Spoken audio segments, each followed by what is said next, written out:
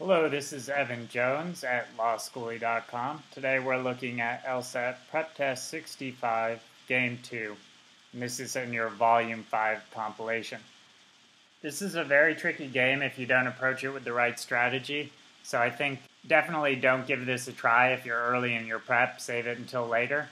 You won't really benefit too much from it now because you want to use this to test how developed your intuition is, and hopefully if you're late in your prep, you're getting this because this is one of these games where you just have to use that intuition and insight to realize that there's just not a lot of possibilities for the game. There's not a lot of possible orders, and you should develop those different possibilities out into different diagrams and keep track of them all. So Power Score would call this identifying the possibilities. Seven Sage would call this splitting up the game board. You've got to use that strategy here or you're going to be taking way more time and having a lot of trouble keeping track of the variables. Okay, so let's take a look at how it plays out in this particular game and go to the setup. So one thing that makes this game even harder, and setup-wise this is kind of a first-rate game in terms of difficulty. One of the things that makes this even harder is we've just got a lot of things going on to keep track of. You're doing a basic in and out grouping game. So you start with your inside and your outside here. However, things then get a little trickier when you start looking at these actual variables. You've got all these different dishes, but they can be either, main courses, side courses, or desserts, and then we've got hot foods and not hot foods. It looks like it's threatening to get pretty out of hand. So how do you handle that? There's a bad way, which I think you should avoid, and that would be like writing it all up here, because that's just not going to be too helpful for you. Like say you had desserts up here, and then your F and G, and then you had main courses, and your N, O, and P, etc., etc. That's going to lend itself to just having a difficult time constantly looking back and forth between your inventory of pieces, your things that you're putting into this chart, and this diagram or any subsequent diagram you do. Much better if you can to get the things down here visually. And this is a common theme that one works with in grouping games, where they put the things in where they're going.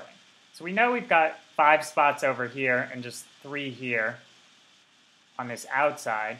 And a good way to do that here, I think, is just have these 3 spots that you draw that these are occupied, and then all the rest of the stuff hops into this inside, right?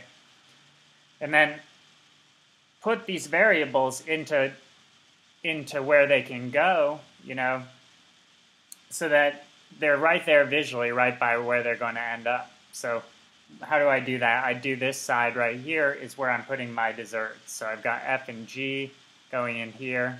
You might want to wall it off here. And then you've got, right here, you've got the desserts, the main courses, N, O, and P. And then down at the bottom, you have the 3 side dishes, T, V, and W. And then we've got another wrinkle here. We've got these hot foods and not hot foods. And when you get a funky rule like that, that's just a wrinkle that's basically there to either make things a little more complex for you, but the right thing to do with those little layers is take a look at how it plays out quickly before you diagram it. So with this little wrinkle, we see hot foods. There's only one rule that talks about hot foods, and that's that at least one hot food is selected. So I like to keep track of these hot foods with a little subscript right here, and they're the first in each group. So this is a hot, and hot, and we need at least one hot food in this entire group. So I just do AL1 hot food. And that's the notation that helps me remember that we've got to get one of those bad boys in there. And then now we go to the more reasonable rules here, right? The ones that are more like what we're used to seeing. And we got, if either P or W is selected, then both must be selected. So that's a pretty straightforward rule. We have P, then W, and that's a biconditional that goes both ways. So if W is selected, then P must be. So this is the power score way of notating that, or the LSAT trainer way. P, then W. Anytime you see W, then you see P. And that means that P and W are always stuck together. They're always like a little block that goes in together. And that's going to play a big role in how to do this game later on. So you might want to, put P and W here as a group, so mentally you know that they're going in together. And then we've got our next rule is very basic: G, then O. Nothing too complex there. If G is on the inside, then O is as well. And then our final rule is that if N's in, V cannot be in. And when you have a rule like this, N then not V, in a grouping game, an in-out grouping game, you know that there's at least an N and V, N or a V in this out spot, right? You can have both out, you'd have VN out, but you can't have both in, which is always going to result in at least one hanging out in this out group. And with that, you might think you're kind of done here. You're done with the diagramming process, and you'll go on to the answer choices and the questions. And the problem is you would run into a brick wall there known as question 13. And question 13 is like a really, really tough one. If you haven't done what we're about to do, it's very nearly impossible. You might end up spending 7 minutes on that question alone. And if that ever happens to you on a prep test when you're practicing, that's a good indication that you've missed something and that you're not using an optimal strategy. The makers of the test, they know what the optimal strategy is ahead of time, and they know that the better test takers are going to find it. So what is that optimal strategy here? Well, it comes from the realization that there's kind of a lot of limitations in this game. We've got this PW block. It's a little hard to see here, but we've got this PW block, and that block has to go in, and once it's in, there's not a lot of room for the rest of the variables to move. Say you put the PW block on the outside, well then everything else just goes right into the inside, everything else that's remaining. That's super easy. And then if the PW block is on the inside, well then you can look at how the rules play out there. We've got a lot of rules to work with, and things might end up pretty limited. So having that intuition and doing this is what Power Score would call identify the possibilities. Mike Kim at LSAT Trainer would look at this as, the smart solution. JY Ping would call this splitting the game board over at 7 Sage. You've got to do it here. This is one game where I really don't think that there's an option to not do it. So how does that play out then? First we talked about the P and W rule. Let's just make that our scenario 1. P and W going in here, and then everything else has to go in this side. We've got O and P then. We don't know which of the N and V we'll get, so we can write that kind of straddling their spots. And then T will be in. Sorry, I did that wrong. P is not in there. He's already over on this side. Okay, so that we know that that's pretty much what's going on here. That's our scenario 1 just done. Oh yeah, I believe Blueprint calls this scenarios, doing this type of thing. And then what's our scenario 2? That's putting the P and W on the left side, on the inside. So let's do that. We'll break it off into another diagram. We restart by drawing our 3 blocks here. And then if you want, you can redraw what's going into them. N-O-P, T, V, W. And then we're putting P and W on this side now. P and W here. We have our N and our V. Well, it looks like there's a ton of flexibility, right? So what's a good way to figure out your possibilities? Well, to do this, you use rules. Rules are your weapon for figuring out how things are restricted. Remember, if you don't have these rules, there'd be like hundreds of combinations that are possible. So rules are your weapon, and you want to use them. And this NV rule, we've already basically dealt with that. We know the NV is right here. And then the only other rule we have is this GO rule. So let's split it up by doing the different possibilities that this GO rule allow. And first I'm going to put the G in and make the O then go in here. So I put G, and then I have, that would mean O has to go in here. And then what's left? We've only got one more spot here, and we've got F and T that have to go, or V that have to go into it, but we need to use a hot food, right? And that's our F, N, and T. We need to use one of them. So that means we actually know, since an F and T are in here, and then there would be no room for V to be in here as well once we put that F and T in. So that actually forces V to the outside. So we know V is out here now. And then you can, to represent that this F and T need to go in, just one of them, just write F and T and do a big arrow pointing it in there. And that's ugly, of course, but you know what's going to happen is that one of this F and T is going in this side, and then the remaining two, the ones that you don't use, will go over here. So I make it even uglier, you know? And I don't hate doing that because it's a big obstructive visual clue that I need to, you know, follow this rule when I'm making combinations with this scenario. So I label this as number 2, and we've got to now try what the G and O rule looks like if G's on this side. So this is 2A. Now let's look at 2B with the G on this outside. We start by redrawing our diagram.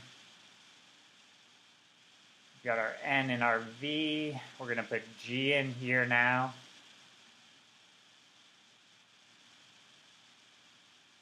F. G's already gone. So actually that means right away as we're doing this, we know F has to go in here, right? Because you can't have an empty bracket in any of these. We do need at least one dessert of the two. So F and G, F is definitely in. So now F and G are fully placed. We put in our PW because we know that's what we're doing here. This is our scenario 2 with P and W on this side. And then what's left? We've got N, O, T, and V. And one of them's already used up here. And then there's going to be, for the remainder of this game, we're going to take this little foursome here, and one of them goes in here, and then 2 go in here, and then the remaining one goes up here. So that's complicated. And when you see something like that, you know that a lot of this game is going to be testing the ambiguity here. And that's ugly, but I really don't think that there's a better way to do it. The other thing is you could just leave your NO and T and V out there, and in your head just do this process of plugging them into these remaining blank spots. You got the 1 spot here, and then 2 spots over here that are not occupied. And with that, we're totally ready to go to the game and start solving these things. And this was a lot of work to get here, but hopefully things will go pretty fast with these different worlds all represented already. So we're going to skip 12. This is the acceptability question. You do it like any other. Just because you have these charts doesn't mean you have to use them.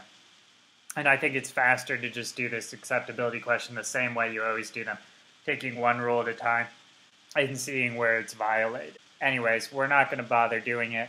Let's move on to 13. 13 is the question that I think if you look at this question and you hadn't done this work, you're realizing that you're in a world of pain and hurt, because it would seriously take me, I don't even know how long, 6 minutes to try out all these possibilities. Just thinking about it gives me a headache. So, but with this work done, it's really not too hard. What we have to do is we get these little pairs in the answer choices, and we have to find a pair where at least one of the two is on the inside, is selected for the dinner, right? Or for the luncheon, rather. So we have F, T, G, and O, N and T, O, P, and V, W.